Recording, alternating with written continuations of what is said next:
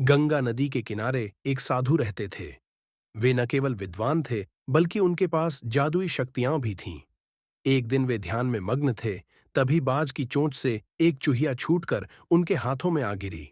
उसकी छोटी सी पूंछ व काली चमकीली आंखें थीं। उन्हें वह बहुत अच्छी लगी, पर घर ले जाने से पहले उन्होंने जादुई मंत्रों के प्रयोग से उसे एक लड़की में बदल दिया।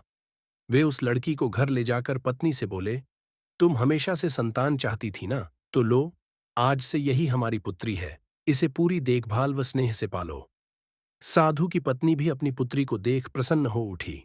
वह उसे राजकुमारी की तरह पालने लगी। साल बीतते गए, नन्ही लड़की एक सुंदर युवती बन गई। जब वह 18 वर्ष की हुई, तो साधु व उसकी पत्नी उसके लिए वर तलाशने लगे। साधु ने कहा, मेरी बिटिया का विवाह ऐसे व्यक्ति से होना चाहिए जो सबसे बड़ा हो। मेरे हिसाब से सूर्य ठीक रहेगा। पत्नी ने भी हामी भरी। उन्होंने जादुई मंत्रों के प्रयोग से सूर्य को नीचे बुला लिया। उन्होंने उसे अपनी पुत्री से विवाह करने को कहा, पर पुत्री ने पहले ही न कर दी। वह बोली, पिताजी, यह तो बहुत गर्म है। मैं उससे विवाह करूंगी जो इससे भी बेहतर हो। साधु निराश हो गए। उन्होंने सूर्य से कहा कि वे ही कोई वर सुझाए।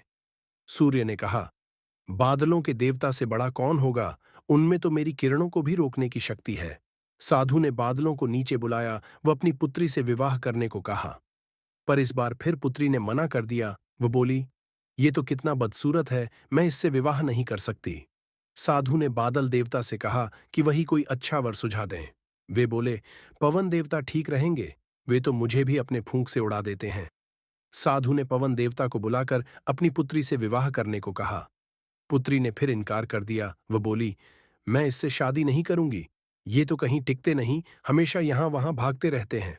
साधु ने पवन देव से पूछा, क्या मेरी पुत्री के लिए ऐसा वर हो सकता है जो आपसे भी बेहतर हो? पवन देव ने कहा कि पर्वत देव मजबूत व ऊंचे हैं, वे मेरा भी रास्ता रोक देते हैं। साधु ने पर्वत देवता से कहा कि वह उसकी पुत्री से विवाह कर लें।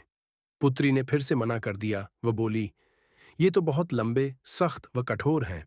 मैं इनसे विवाह नहीं कर सकती। इनसे भी कोई बेहतर चाहिए। पर्वत देवता ने चूहे का नाम सुझाया।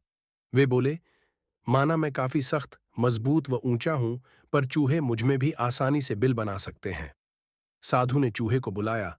उसे देखते ही उसकी पुत्री खुशी से उछल पड़ी। हाँ पिताजी, यही तो है वह, मैं जिससे शादी करना चाहती थी।